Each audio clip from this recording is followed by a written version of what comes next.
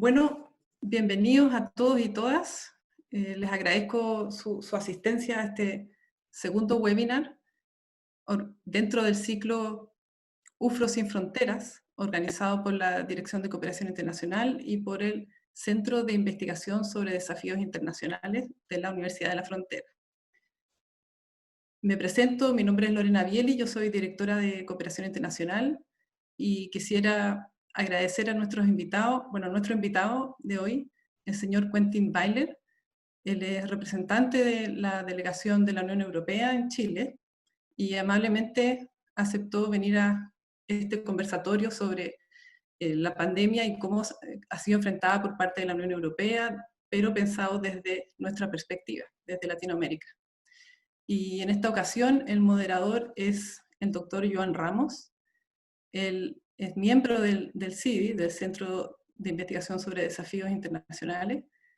Así que, quisiera agradecerles a todos y a todas y espero que disfruten de esta instancia tan enriquecedora, conocer estas temáticas que están siendo tan relevantes hoy en día. Así que espero lo disfruten. Muchas gracias. Joan. Muchas gracias, Lorena. Bueno, antes de nada, muy buenas tardes a todas las personas aquí presentes, aunque sea virtualmente, en este ciclo de seminarios web o de webinars de Desafíos sin Fronteras. Saludarlos a todos, darles las buenas tardes, agradecerles que quieran participar, que quieran acudir a este tipo de eventos. Agradecer, obviamente, a las unidades que han organizado este evento, a la directora de Cooperación Internacional de la Universidad de la Frontera, Lorena Bieli, que recién nos hablaba, a la directora del Centro de Investigación sobre Desafíos Internacionales de la Facultad de Ciencias Jurídicas y Empresariales, Carolina González, y también a la encargada de Movilidad Estudiantil de la Universidad de la Frontera, Consuelo Sánchez. Obviamente, mi más sincero agradecimiento por su gentileza, su predisposición y las facilidades que nos ha brindado el señor Quentin Weiler, que disculpa por la pronunciación, tú nos dirás, yo creo, luego cómo se pronuncia debidamente, porque hemos tenido un poco de debate en eso, pero también viviendo en Santiago, suponemos que estarás acostumbrada a que lo pronunciemos así, digamos, españolizado. Así que nada, por nosotros, por nuestra parte, empezar cuanto antes, porque el tiempo de igual manera es limitado. Saludar a nuestro invitado y yo creo antes de ir al grano, antes de empezar a preguntarle directamente, darle la oportunidad igual de decirnos lo que quiera. Por favor, señor Weiler. Muchas gracias, Joan, y muchas gracias a ustedes para la invitación y para esta oportunidad de conversar sobre la respuesta de la Unión Europea a esta pandemia. Gracias a la Universidad de la Frontera, a las directoras Lorena Bieli y Carolina González por esta oportunidad.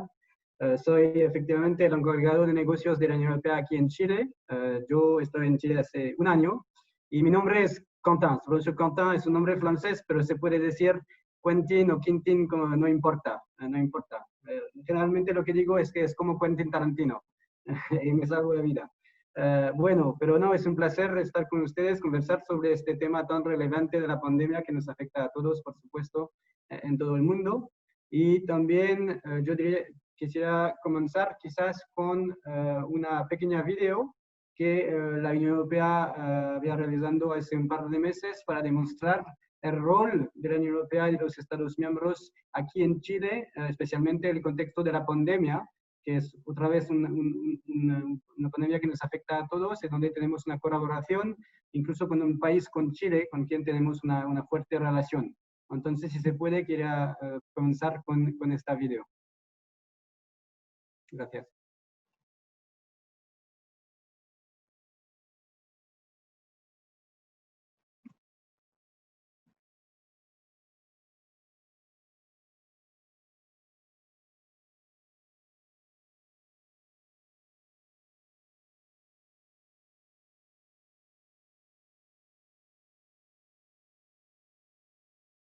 Todos estemos a salvo, la Unión Europea lanzó el programa. La pandemia del COVID-19 ha afectado al mundo entero. El costo en vidas humanas y el impacto socioeconómico han desafiado a la Unión Europea para dar una respuesta global con foco en la recuperación sustentable. Y porque nadie estará a salvo hasta que todos estemos a salvo, la Unión Europea lanzó el programa Team Europa, que contempla una ayuda de más de 36.000 millones de euros a nivel global. Desde el principio de la pandemia, la Unión Europea ha trabajado mano a mano con Chile en el marco de la larga trayectoria de cooperación, los valores que nos unen, nuestro compromiso con el multilateralismo.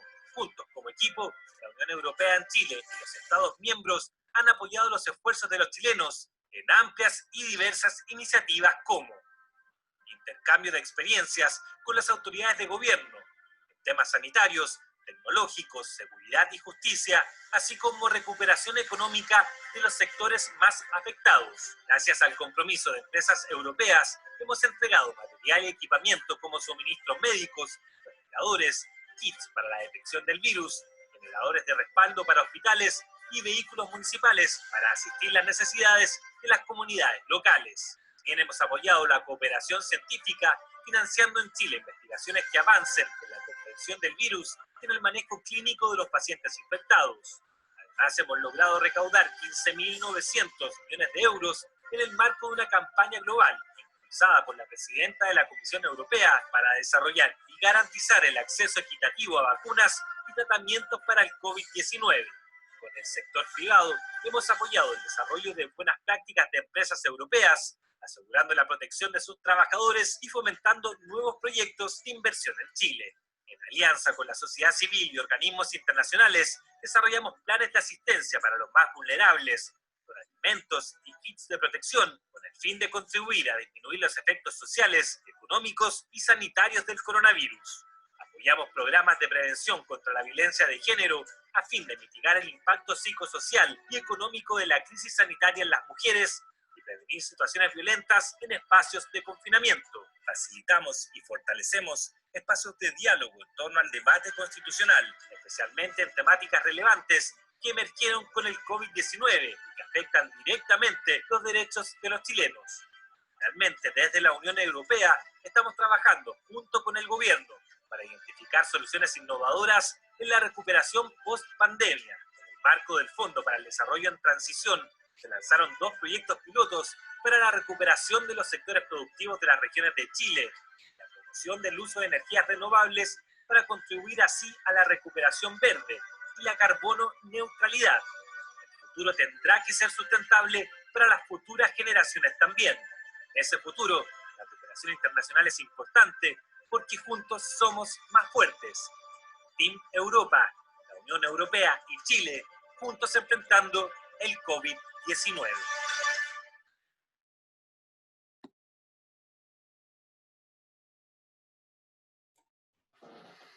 Ya, muchas gracias a nuestra compañera por darnos la oportunidad de ver el vídeo y obviamente a nuestro invitado. Por ir en este momento ya al grano, le quiero hacer una pregunta que yo creo que es interesante también para nuestros estudiantes de pre y posgrado que estén viendo o que vean posteriormente este seminario online. ¿Nos podría explicar un poco en detalle qué es el proyecto de Euromodelo Joven, que por lo que sabemos termina el plazo de inscripción este 31 de agosto, por lo tanto en unos días, y creo que es bien interesante poder conocer un poco más en profundidad?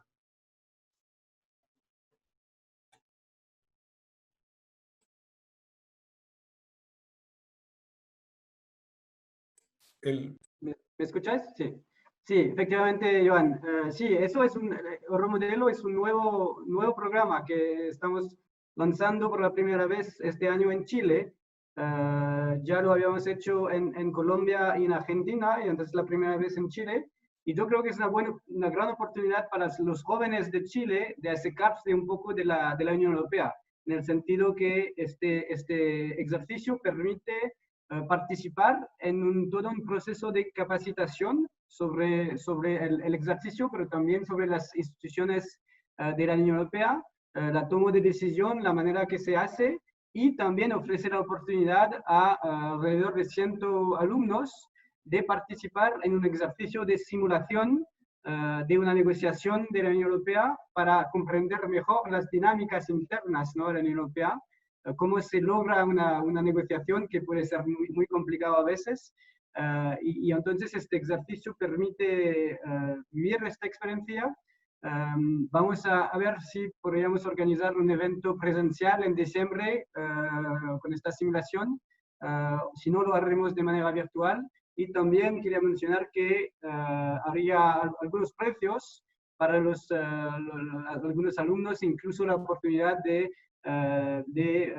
venir a la delegación de la Unión Europea, estar con nosotros durante una semana para entender mejor un poco qué estamos haciendo en Chile y cómo funciona la Unión Europea y los Estados miembros. Entonces, el plazo para inscribirte es hasta el 31 de agosto, como tú mencionaste, Iván. Entonces, les invito a inscribirse en el sitio web Euromodelo Joven Chile. Hay un enlace donde se puede inscribirse, y después la fase de capacitación empezaría en octubre, y como lo mencioné también, el evento de simulación sería al principio de diciembre, y espero de manera presencial, pero depende, por supuesto, de la evolución de la situación sanitaria. Muchas gracias. Sí, esperemos que las vacunas, no sé, de nuestros colegas de Oxford o cualquier otra que está en proceso den buenos resultados y poco a poco esto vaya mejor. Uno casi no se acuerda ya de lo que eran estos eventos presenciales, ¿no? De poderse casi abrazar y verse las caras tranquilamente. Has dicho algo que a mí me parecía muy interesante sobre la negociación en la Unión Europea. Yo creo que todos los que hemos estudiado en países de la Unión Europea, o gente que se ha dedicado a derecho europeo o derecho internacional o relaciones internacionales, ese tipo de negociaciones en la Unión Europea son de un interés enorme, por lo menos desde el punto de vista, yo creo, académico y político, y jurídico, obviamente. Y yo creo que esto nos da la oportunidad de una pregunta que me parece bien interesante. De hecho, te iba a preguntar cómo crees que ha afrontado la Unión Europea la cuestión de la pandemia, pero creo que podemos hilar un poquito más fino. ¿Cómo crees que ha afrontado la Unión Europea la pandemia, dado su carácter coral, por así decirlo? La Unión Europea no es como Estados Unidos, aunque se pueda llamar una unión de estados, tiene otras características completamente diferentes. Hablando en plata, ¿tú crees que el hecho de que sean diferentes estados con un grado de soberanía muy elevado ha sido positivo o ha sido negativo a la hora de afrontar la pandemia? ¿Esas negociaciones al final han sido un retraso en las políticas a tomar, o por el contrario ha sido positivo a la hora de intercambiar pareceres y ayuda como cooperación, como la que veíamos en el vídeo que nos mostraste anteriormente? Gracias. Sí, no, gracias, Joan, por la pregunta. No, efectivamente es una pregunta muy relevante, que también trata del futuro de la Unión Europea, ¿no? Como grupo, un grupo, yo creo, clave en el mundo, un modelo único también de integración regional. Y yo creo que en la respuesta a la pandemia hay que distinguir dos momentos. En primer paso, un momento donde hubo una falta de coordinación, y en segundo paso, donde hubo solidaridad, la solidaridad se puso en marcha. Como la historia de las primeras semanas del contagio en Europa es muy dolorosa, y muchos ciudadanos europeos sufrieron de los efectos de acciones descoordinadas, especialmente en un continente abierto como la Unión Europea, ¿no? sin fronteras, sin control de fronteras. Para dar un ejemplo, el partido de fútbol entre Atalanta Bergamo y Valencia se convirtió en un clúster de propagación del virus en ambos países. Y también en Francia, una reunión anual de una iglesia evangélica en el este de Francia produjo una propagación del virus en todo el territorio cuando las personas vivieron en sus casas. Pues lo hemos visto en otros países, pero en Europa estamos completamente abiertos, y eso produjo una aceleración de la contagión. Y yo diría que el virus nos tomó por sorpresa. Y entonces hubo una falta de coordinación con este virus, y los sistemas de salud de algunos países fueron sobrepasados. Y yo creo que pasaron 10 días, 2 semanas, 3 semanas, hasta que todos nos diéramos cuenta de que debíamos protegernos unos a otros. Y entonces hay que recordar en ese contexto que la presidenta de la Comisión Europea, a pesar de que la Comisión Europea no tenga competencia en el ámbito de salud, Eso es importante de recordar. Es una competencia nacional, precisamente porque hay este sistema de gobernanza multinivel. Entonces, la Comisión Europea no tiene competencia en el ámbito de salud, pero la presidenta de la Comisión Europea ofreció sus disculpas a Italia en nombre de Europa por no haber hecho más y de forma más rápida. Y como puede imaginar, no ocurre a menudo que un jefe de Estado ofreció disculpas. Entonces, hubo una realización de la falta de coordinación de solidaridad dentro de la Unión Europea después como dos semanas. Pero mientras más que pasa el tiempo, queda más claro que la respuesta colectiva era absolutamente necesaria para apoyar a todos los Estados miembros. Entonces, yo creo que desde entonces aprendimos nuestras lecciones y como esta solidaridad se puso en marcha. Y en eso, la respuesta de la Unión Europea ha tenido dos dimensiones. El corto plazo, para atender a las necesidades del presente, y el medio plazo, más estructurales. Y al corto plazo, la Unión Europea movilizó todos los medios a su disposición y ha llegado a acuerdos históricos para brindar apoyo concreto e inmediato a los países que estaban sufriendo lo peor de la crisis. Estableció instancias de coordinación de las respuestas sanitarias y lo que también incluyó medidas de solidaridad para traer equipamiento a los países que lo necesitaban, como Italia, España, Francia, y también traslado de personas contagiadas de un país a otros. ¿No? Todo eso se puso en marcha y también se puso en marcha una inversión masiva de 3 trillones de euros para asegurar que los países de la Unión Europea puedan resguardar sus sistemas de salud, cuidar sus economías y resguardar las fuentes de empleo y las rentas de las personas. Y entre las medidas importantes, es algo quizás técnico, pero es importante, porque es histórico también. La Comisión Europea desactivó las cláusulas de salvaguardia del Pacto de Estabilidad, introdujo marcos temporales para las ayudas de Estado y estableció un estímulo presupuestario. Eso ha requerido un esfuerzo de distintos actores, la Comisión Europea, el Banco Central, el Banco Europeo de Inversiones, y yo diría especialmente que la respuesta del Banco Central Europeo fue inmediata y ha dejado un poco el espectro de una nueva crisis de la deuda soberana en Europa, como en 2008, y apoyó en la mesa toda su capacidad de intervención en los mercados. Eso fue sobre el corto plazo, para atender la necesidad de las personas.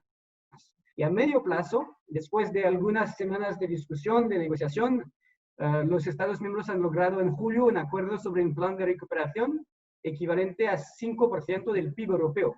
Es algo bastante enorme y con nuevas medidas de endeudamiento común y también recursos propios.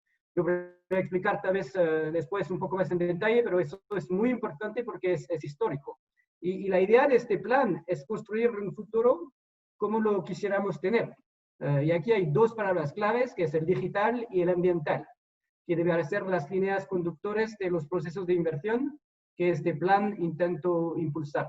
Entonces, este plan y el acuerdo que hemos logrado con los Estados miembros es vital para la cohesión interna de la Unión Europea, pero también para su posicionamiento en el mundo. Y finalmente, es importante subrayar que la Unión Europea no solamente está comprometido al nivel interno, pero también al nivel externo, como la video lo demostró. Y eso es importante, porque durante el pico de la pandemia conseguimos acordar este paquete de Equipo Europa, y eso es importante porque en esta pandemia exigía una cooperación internacional robusta. Si no, el efecto de la crisis puede ser incluso más devastador. Entonces yo diría que la pandemia ha golpeado a Europa de manera muy fuerte, pero que en poco tiempo, mucho más rápido que en la crisis de 2008, hemos desempeñado una respuesta comprensiva y ambiciosa para proteger las economías y también los ciudadanos. Y también yo creo que Europa tiene un modelo social que ha permitido garantizar un nivel bastante elevado de atención médica y de mantenimiento de los ingresos de las personas. Pero bueno, esta crisis es lejos de terminar. Tenemos que ser muy prudentes, por supuesto, los indicadores económicos son muy negativos, las cifras de contagiados han vuelto a subir, pero creo que hasta que tengamos una vacuna confiable, desafortunadamente nadie estará a salvo. Pero para resumir, diría que la respuesta ha sido muy positivo desde la Unión Europea. La verdad que me parece súper interesante lo que dices y cómo lo explicas. Yo he tenido la misma impresión, o he vivido lo mismo desde Chile, obviamente, pero bueno, yo soy español, entonces me he fijado de cerca en lo que ocurría en la Unión Europea, porque obviamente, bueno, mi entorno, digamos, está allí y los fondos que se negociaron eran básicos para esta recuperación, que como dices va a ser lenta, pero yo creo que ahí se reaccionó bien. Lo que me lleva a otra pregunta ya relacionada en este caso con Latinoamérica. Los países latinoamericanos, no sé, Chile, Argentina, Uruguay, Colombia, yo creo que en algunos aspectos tienen mayor soberanía que países de la Unión Europea, porque precisamente la construcción europea implicaba renunciar a algunos aspectos de la soberanía estatal para construir algo pretendidamente mejor o más estable, más positivo. ¿Tú crees que en este caso, digamos, por confrontar un poco los dos modelos que ha habido diferencias en la gestión de la pandemia, en la gestión del coronavirus entre Latinoamérica, por ejemplo, en la Unión Europea, dejando al margen aspectos propios de, no sé, de riqueza? Obviamente no es lo mismo un país con mayores ingresos, incluso dentro de la Unión Europea, ¿no? No es lo mismo Alemania que Grecia, por ejemplo. ¿Tú crees que por la manera de funcionar de los estados, es decir, Chile no tiene que pedir permiso a nadie de repente para cerrar fronteras o para establecer ciertas medidas, mientras que en la Unión Europea hay unos mínimos que se deben adoptar consensuadamente? De hecho, como tú decías antes, al principio hubo un poco de descoordinación, porque los países decidieron cerrar fronteras, se terminó, no sé, como con el espacio Schengen, sin haberlo acordado mucho, porque había un cierto miedo de repente a que el contagio fuera a más y fuera peor. ¿Tú crees que en eso ha habido diferencias o en el fondo la pandemia ha impactado igual y el hecho de que la Unión Europea funcione de esa manera tan específica y tan única en el mundo no ha sido un aspecto negativo o incluso lo contrario? ¿Tú crees que ha sido positivo a la hora de superar o por lo menos atajar el ratio de contagios y los efectos que tiene en la gente? Pues, para contestar tu pregunta, Iván, yo diría primero que la Unión Europea y la gobernanza multinivel refuerza los Estados miembros, no cada Estado miembro, porque se puso en marcha niveles de solidaridad que no habíamos visto en el pasado. Y en ese sentido, en la respuesta a la pandemia, ningún Estado se deja solo, ¿no? Dentro de la Unión Europea.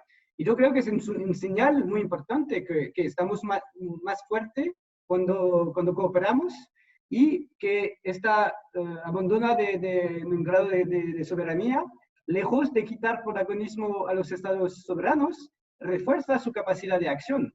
Eso es el mensaje, yo creo, de esta pandemia, la respuesta de la Unión Europea a esta pandemia, es que la Unión Europea refuerza la capacidad de acción de los Estados miembros mediante sus recursos. Es una complementariedad, especialmente ahora con el Fondo de Recuperación, que prevé un endeudamiento común para financiar transferencias a los Estados miembros que lo necesitan más.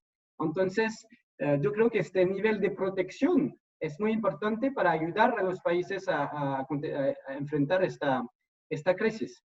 Ahora, sobre América Latina, yo creo que en general, primero hay que decir que nadie tiene la clave o la respuesta perfecta frente a esta situación. Por supuesto que hay países que lo han hecho bien, como en Corea del Sur, por ejemplo, a nivel sanitario, pero en general la caída del PIB es casi global, como estamos hablando de 7% de caída del PIB a nivel mundial, que es tres veces más que en 2008, que era la gran crisis, ¿no? La gran recesión. Entonces es enorme. Entonces no es solamente una región u otra, es todo el mundo. Pero yo creo que esta pandemia también ha jugado un papel de acelerador, tanto a nivel global como había un panorama antes de la crisis de cierta debilidad, con indicadores de aumentación de la pobreza, retrocesión del bienestar, problemas también de desafección ciudadanía, ¿no? Y entonces se observó, un poco como en Europa, un ascenso de fuerzas populistas en algunos países. Y también, aunque la mayoría de los países de América Latina están clasificados como de ingreso medio, el modelo de desarrollo económico de América Latina enfrentaba también ciertas limitaciones estructurales, como exportaciones concentradas en sectores de baja tecnología, altos niveles de informalidad en la economía y sistemas de salud de protección social a veces débiles en algunos países. Y entonces cuando la pandemia llegó en América Latina, a pesar de que tenía un poco más de tiempo para prepararse, la región se ha convertido en una de las zonas más críticas de la pandemia, exacerbada precisamente por estas limitaciones estructurales, ¿no? Y también con una retirada de capital, una caída de las exportaciones y del turismo, y eso es muy importante, menos espacio fiscal para responder. Y eso es lo que también el Banco Central Europeo ha permitido en Europa, ofrecer más espacio fiscal a los Estados miembros para que puedan responder. Bueno, dicho eso, la gran mayoría de los países de la región de América Latina ha adoptado planes similares a la Unión Europea, apoyo a las empresas, a los trabajadores, a los sistemas de salud, pero falta de espacio fiscal contribuyó a limitar la capacidad de mitigar los efectos de la pandemia.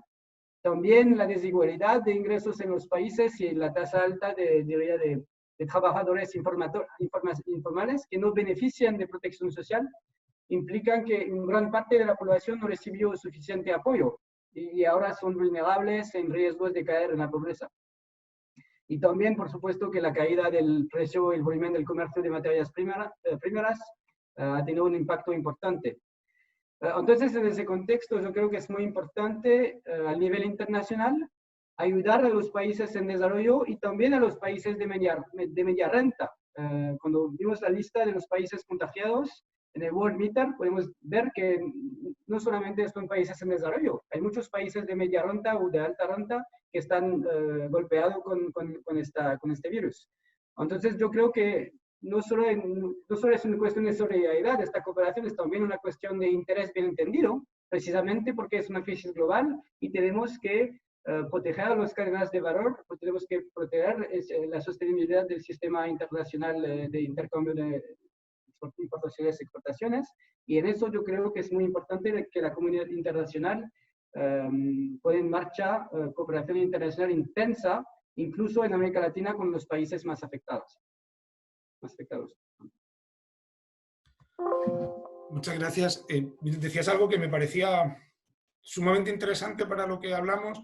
Hablabas de temas sociales, incluso de, no sé, el auge del populismo, por ejemplo, en Europa. Claro, yo creo que somos todos los que vivimos en Chile y conocemos un poco la realidad chilena, somos conscientes de la primavera-verano intensa que hubo el año pasado, ¿no? Con el estallido social y las consecuencias que eso parecía que iba a traer. Lo que pasa es que luego el COVID como que nos dejó a todos un poco a medias de lo que estábamos haciendo.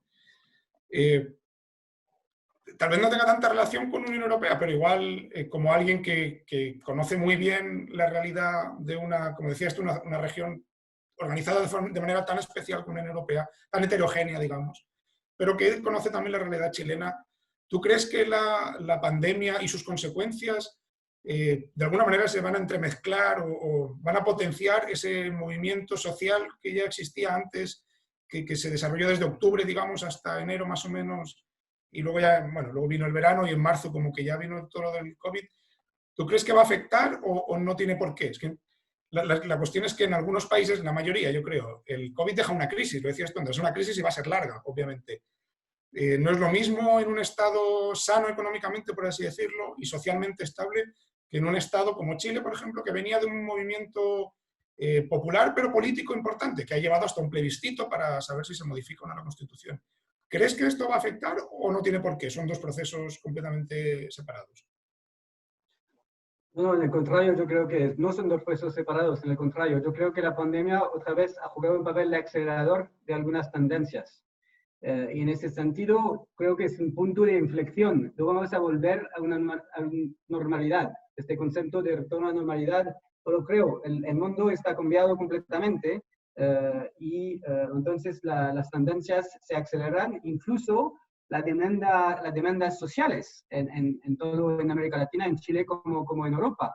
Y en este sentido, yo creo que lo que hemos visto en Chile con el estadio social muestra que se requiere una reacción del Estado, una respuesta del Estado muy fuerte para responder a las demandas ciudadanas, precisamente porque En el contexto de la pandemia hemos visto un desempleo enorme en muchos países, incluso desafortunadamente en Chile. Hemos visto también muchas desigualdades que van a aumentar desafortunadamente en el contexto de la pandemia y también una tasa de pobreza que va a aumentar. Entonces yo creo que otra vez es un acelerador. Hay que sacar algunas lecciones, yo creo, de esta pandemia. Primero, yo diría que a nivel sanitario es muy importante invertir en este sector estratégico, tanto para la investigación y la prevención, para proteger a los ciudadanos, todos los ciudadanos. Eso a nivel sanitario es clave. A nivel socioeconómico, yo creo que el desafío es fortalecer la capacidad de los estados a enfrentar los daños inmediatos, pero también a proteger empleos y crear sistemas de producción y de comercio más sostenibles, más inclusivos, más justos. Y en ese sentido, podemos hablar de una oportunidad de recuperación mejor, ¿no? A mí no me gusta la palabra reconstruir, porque no es una guerra, pero al mismo tiempo es una oportunidad de recuperar mejor, también al nivel de la participación de las mujeres en la economía, que son más afectadas en esta pandemia que los hombres. Entonces, a nivel socioeconómico es una oportunidad frente a un desafío enorme, por supuesto, y yo creo que es muy importante para todos los gobiernos en el mundo de realizar la importancia de responder a las demandas socioeconómicas legítimas, ¿no? de la ciudadanía.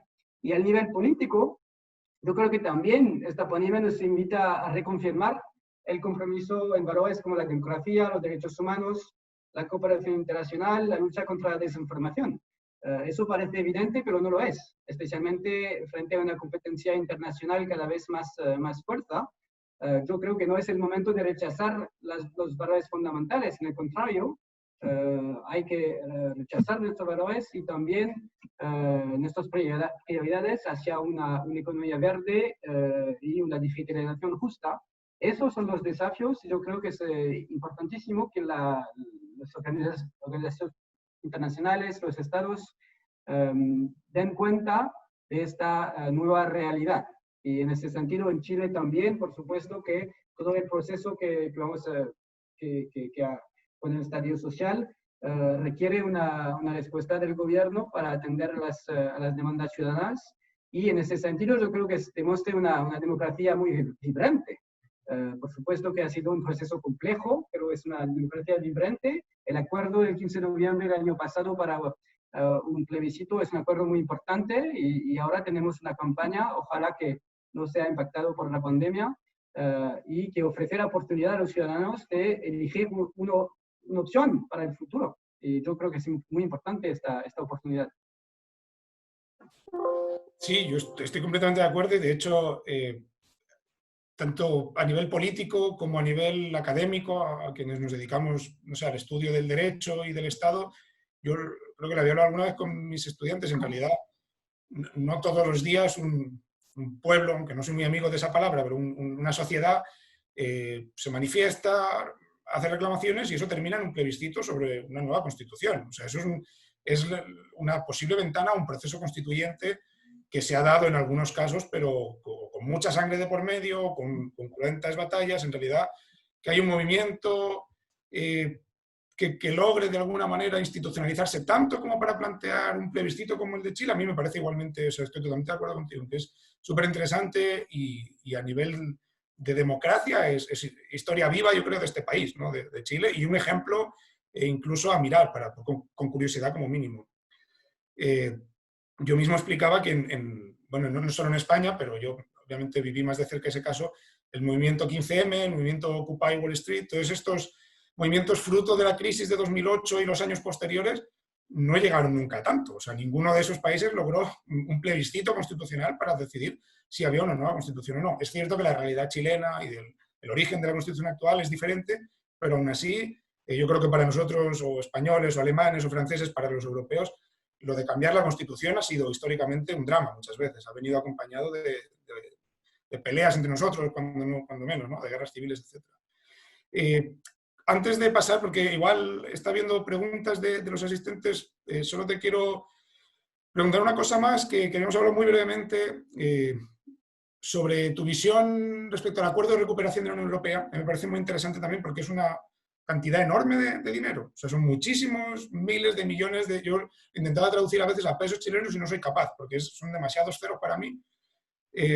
Lo que es cierto es que hubo una discusión, por poner un poco en situación a quien a lo mejor no haya seguido tanto, en la aprobación del Fondo de Reconstrucción para la Unión Europea después de la pandemia, o durante la pandemia, porque en realidad no se ha terminado, hubo una tensa discusión entre lo que llamaban países del norte y del sur, o como un eufemismo, países frugales, como los que no querían gastar tanto porque se habían comportado fiscalmente mejor, y países del sur que tradicionalmente tienen o tenemos fama de más gastadores y menos trabajadores. Aunque luego los datos no son tan así, las horas de trabajo incluso, no sé, en España son muy elevadas, aunque la productividad sea menor, por ejemplo, que en Alemania. La cosa es que eso puso de manifiesto dos vertientes, dos dinámicas, dos maneras diferentes de funcionar. Se llegó a un acuerdo, ciertamente, pero no sin tensiones. Tú al principio de todo hablabas de esa política de negociación, de acuerdos de la Unión Europea, que yo creo que es fundamental. Si no es la Unión Europea, no existiría. Entonces te quiero plantear dos preguntas breves. La primera, si entiendes esa discusión, o sea, ¿cuál es tu punto de vista de ese choque que hubo entre países como Italia y Holanda, o España y Holanda, por ejemplo? Y por otra parte, si crees que esa dinámica es norte-sur, es extrapolable a una zona como Latinoamérica, en el sentido de que de cara a una hipotética reconstrucción, te hablabas de cooperación internacional, que estoy de acuerdo, ¿tú crees que se van a generar esas tensiones entre un país del norte tradicional, rico, como Estados Unidos o Canadá, y, por ejemplo, un país tradicionalmente del sur, que puede ser Colombia o puede ser Chile, por ejemplo? Yo ponía un ejemplo el otro día con lo de las vacunas. ¿Va a llegar la vacuna cuando sea igual a Canadá que a Chile? ¿Va a llegar igual a Santiago que a Temuco? ¿Va a llegar igual a Holanda que a España? Hombre, yo en Holanda y España me atrevo a decir que sí. Ahora, si me preguntan entre España y el Congo, pues me atrevería a decir que probablemente no lleguen a la vez. Planteando esto entre Unión Europea y Latinoamérica, ¿cómo ves tú estas tensiones entre norte y sur? Pues hay muchas preguntas en una pregunta. Entonces me voy a tratar de ordenar mi respuesta. Primero, muy interesante, por supuesto, todo eso. Primero, dos palabras sobre el plan de recuperación, para explicar un poco por qué ha sido una negociación tan compleja, porque a veces desde el exterior puede ser un poco difícil entender por qué jefes de estados que negocian por 4 días en Bruselas para encontrar una solución. Entonces, primero, es un plan de recuperación histórico por 3 razones. Histórico por la magnitud de las cifras, como tú mencionaste, cifras enormes que a veces es difícil de comprender. Entonces, es como, podría mencionarlo, es 65.000 millones de euros para el plan de recuperación Next Generation EU. Pero es histórico, se completa también con el presupuesto de la Unión Europea para los próximos 7 años, entonces el total de la dotación es 1.8 billones de euros, es enorme. Pero es histórico por la manera que se pondrá en marcha este fondo de recuperación, porque incorpora la novedad de utilizar el endeudamiento a nivel comunitario para dar no préstamos, sino transferencias a los Estados miembros. Hasta ahora la Unión Europea se endeudaba, lo ha hecho en el pasado, como en la crisis del petróleo o en la crisis del euro para salvar a Grecia de un colapso de su balance de pago, pero no en estas cantidades y sobre todo no para financiar subvenciones a los Estados miembros. Entonces eso es completamente nuevo, especialmente en esta cantidad. Y la otra gran novedad es que este endeudamiento se financiará en el largo plazo con recursos propios de la Comisión Europea, mediante impuestos sobre el carbono y plástico. Eso es importante porque si no, los Estados miembros tendrían que pagar de una mano lo que están recibiendo de otra mano, porque por supuesto el presupuesto plurianual de la Unión Europea viene de los Estados miembros. Y con estos recursos propios, la Comisión Europea entonces tiene sus recursos para devolver este endeudamiento. Entonces es muy importante estos dos aspectos, y entonces este plan de recuperación es enorme.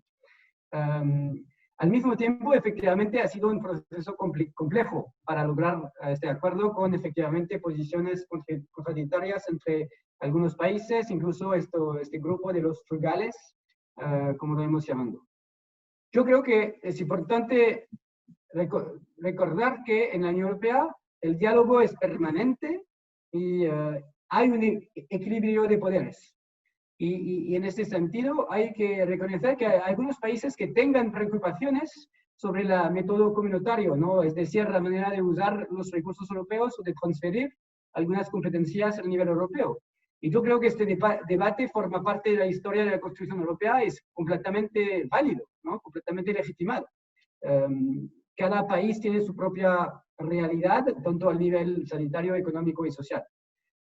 Pero en el contexto de esta crisis, un punto importante es su impacto asimétrico, ¿no? Ha impactado a algunos países de manera mucho más fuerte, como España e Italia, que otros países como Polonia, donde la caída del PIB sea de 4% del PIB.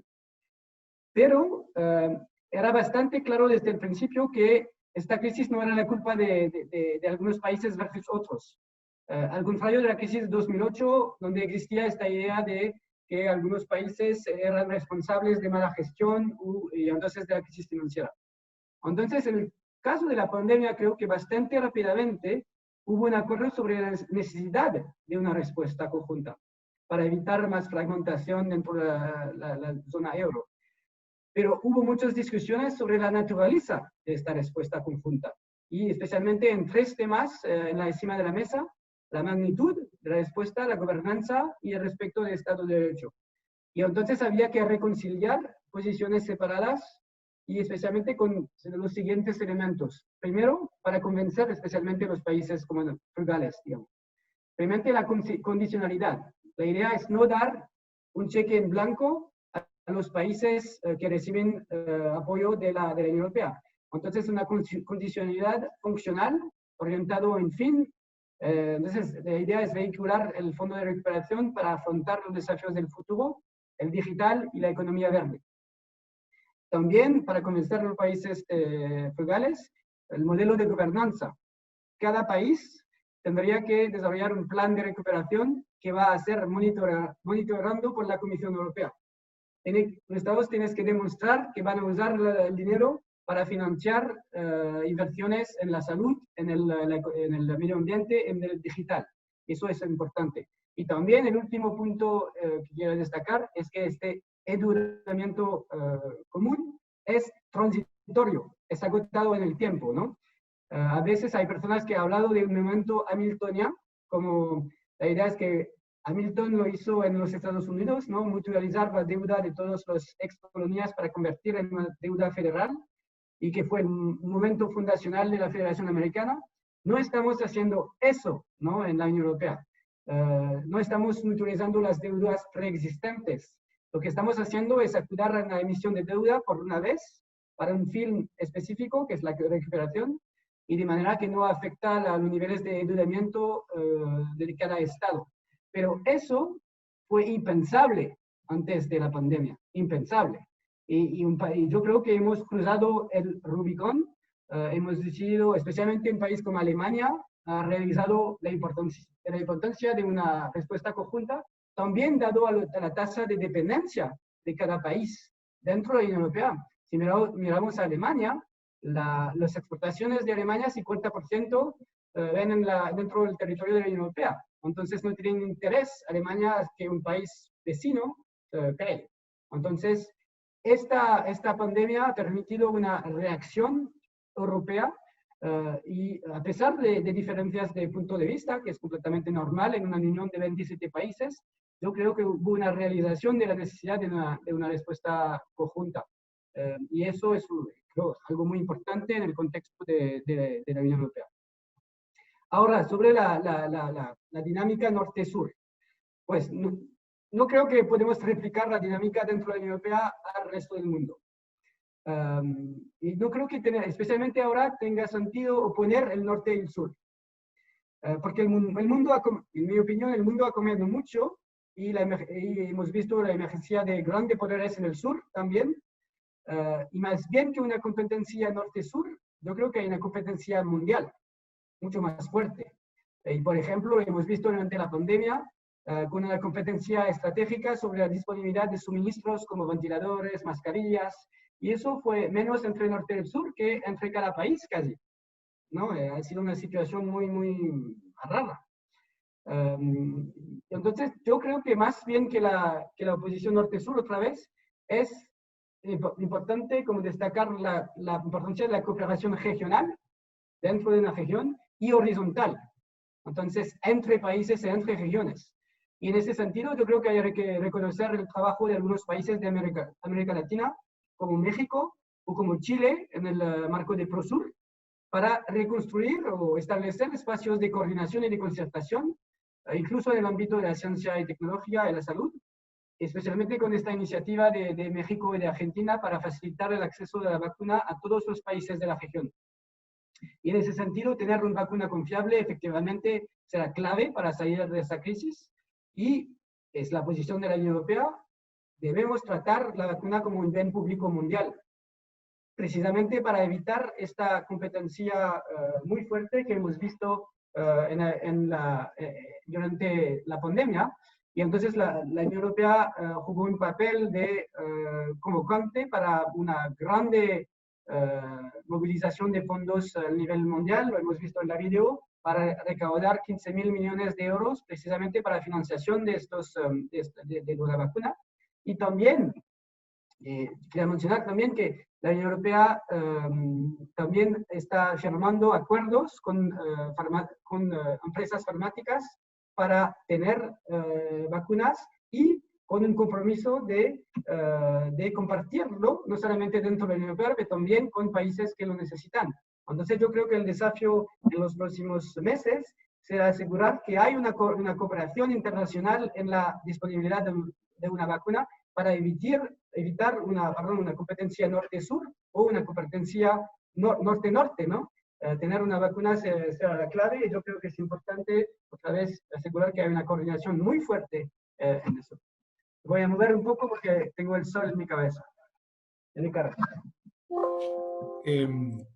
Aprovechando lo que decías ahora, que creo que es así, ¿no? En determinadas ocasiones la competencia no es tanto norte-sur, sino a lo mejor global incluso, ¿no? Decías tú, una competencia entre países. Yo creo que se ha visto con los medicamentos, se han agotado respiradores, o ha habido un poco lucha por ver quién, ¿no? Se ha vuelto un poco a cada estado pensar un poco en sí mismo, o por lo menos esa fue la reacción inicial, yo creo.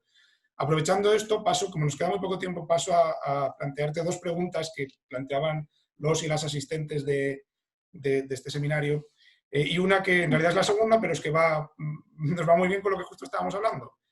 Te plantean a ti en este caso, si crees que en un futuro cercano podría darse en Latinoamérica una cooperación del nivel que se visualiza en la Unión Europea.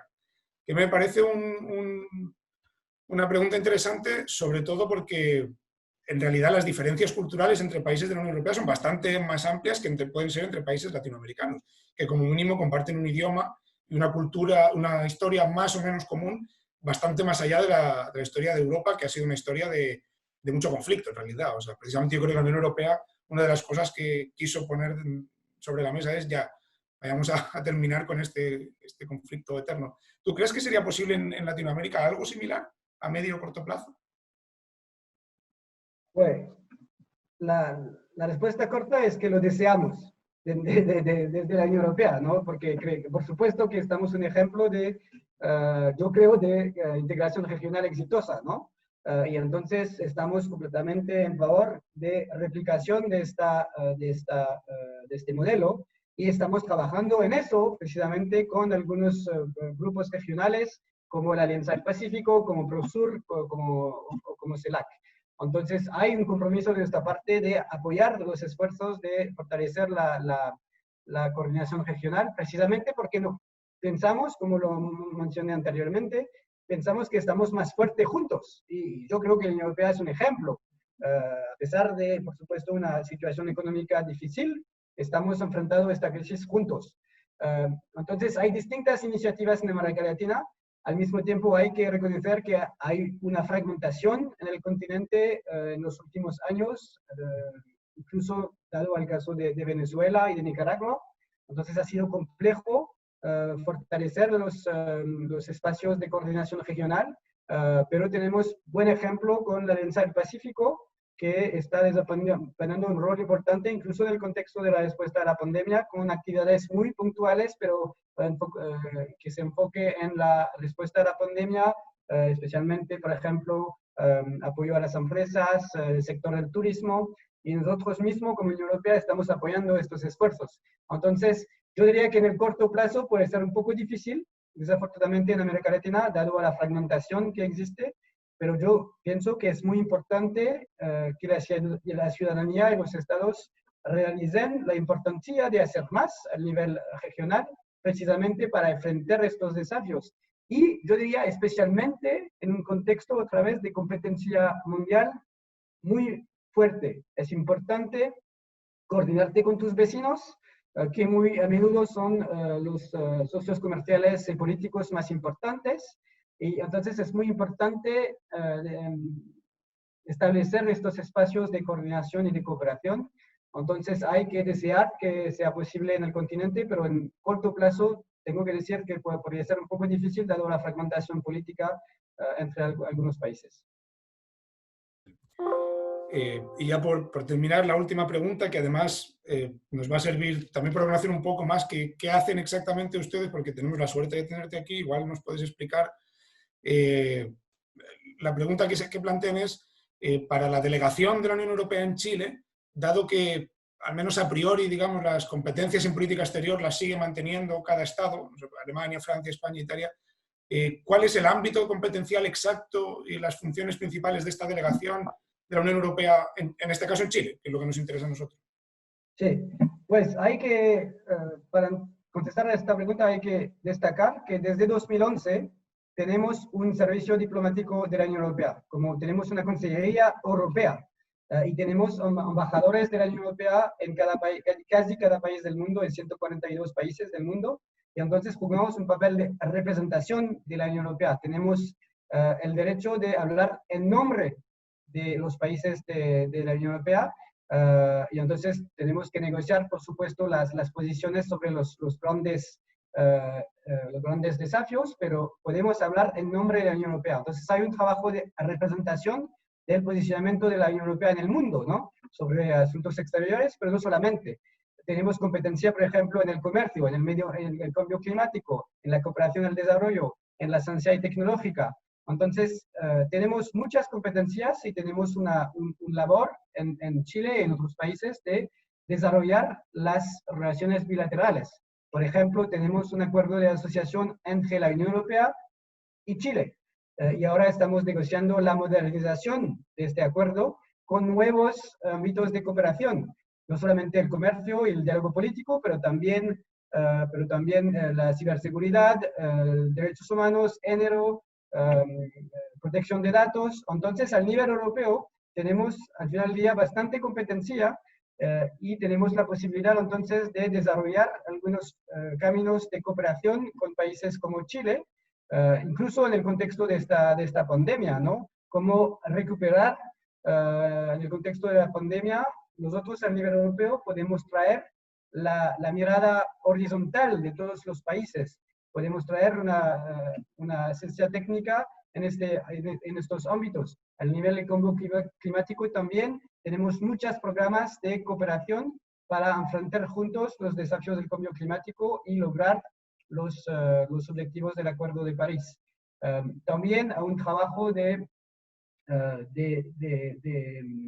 con la sociedad civil, no solamente con el gobierno. Nosotros, Unión Europea, estamos apoyando fuertemente la sociedad civil en muchos países, pero en Chile también, que tiene que jugar un papel muy importante para tener una democracia sana, ¿no? En ese sentido, tenemos un rol de apoyar a la sociedad civil y lo estamos haciendo, por ejemplo, a través de un proyecto que se llama Ahora nos toca participar, para apoyar a la sociedad civil a fomentar la participación ciudadana al plebiscito. Eso, por supuesto, como Unión Europea no tenemos un posicionamiento sobre el rechazo o el apruebo. Por supuesto que no. Eso es un proceso soberano de Chile. Pero, como tenemos como objetivos de fortalecer la democracia en ambas partes, estamos apoyando este proyecto de la sociedad civil para fomentar la participación ciudadana. También en el ámbito de ciencia y tecnología, tenemos muchos programas como Horizon 2020, que ofrece oportunidades a universidades chilenas de cooperar con universidades europeas en muchos ámbitos. Incluso la Universidad de la Frontera está trabajando con algunas universidades europeas en el ámbito de la salud. Y la embajadora había participado en un webinario de la universidad precisamente sobre eso. Entonces, al final del día, hay muchos ámbitos de cooperación y tenemos un mandato de representación en nombre de la Unión Europea. Entonces, la política de cada Estado miembro se complementa con la política al nivel europeo. Por supuesto que cada país sigue teniendo su propia política exterior, pero la idea es que hay sinergias, ¿no? Países como Francia no va a tener una posición completamente distinta que otro país. Estamos negociando eso precisamente para lograr posiciones comunes sobre asuntos exteriores. A veces puede ser muy complicado, pero tenemos una política exterior mucho más ambiciosa ahora que hace 10 años. Tenemos un alto representante que es el equivalente de un canciller europeo. Tenemos una política exterior mucho más ambiciosa ahora que hace 10 años. Por supuesto que todavía es un desafío, pero bueno, yo creo que es importante que jugamos este papel para que Europa habla de una voz. Y eso yo creo que es el objetivo más importante, es lo que estamos tratando de hacer en un país como Chile.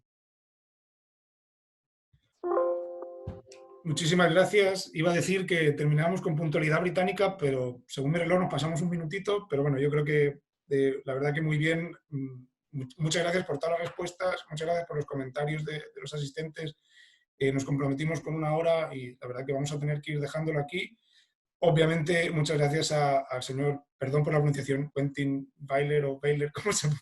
Yo lo españolizo, me resulta más sencillo, por esta exposición tan clara, para mí tan clarificadora además sobre los desafíos actuales y un poco diagnóstico de la actualidad, porque la realidad es que no podemos cambiar las cosas a corto plazo. Tenemos una pandemia encima que estamos aprendiendo recién a gestionar y a convivir.